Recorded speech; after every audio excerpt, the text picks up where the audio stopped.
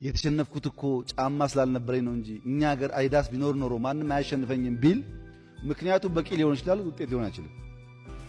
ሁሉም ሰው 1960 ሮም ላይ ሁሉም ሰው ጫማ አለ።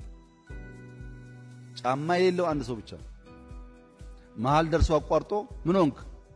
የተሸነፍኩት እኮ ጫማ ስላልነበረኝ ነው እንጂ እኛ ሀገር አይዳስ ቢኖር ኖሮ ማንም አያሸንፈኝም ቢል ምክንያቱ በቂ ሊሆን ይችላል፣ ውጤት ሊሆን አይችልም። ያኔ ጫማ የሌለውን ሰው አንድም ሰው እዚህ ግባ ብሎ የሚያየው አልነበረም። ካሸነፈው በኋላ ግን ያ ውድድር ካሸነፈ በኋላ ግን በዚያን ቀን ጫማ ውድ ጫማ ያደረገውን ሰው ትዝ ይልሃል? ከነ ጫማው ተረሳሱ። በምክንያት ለመቆም ከፈለክ ከአበበ ቢቂላ በላይ ምርጥ ምክንያት የነበረው ሰው አልነበረም። ግን ብቻውን ታወሰ፣ ባለጫማዎች ተረሱ። ብቻህን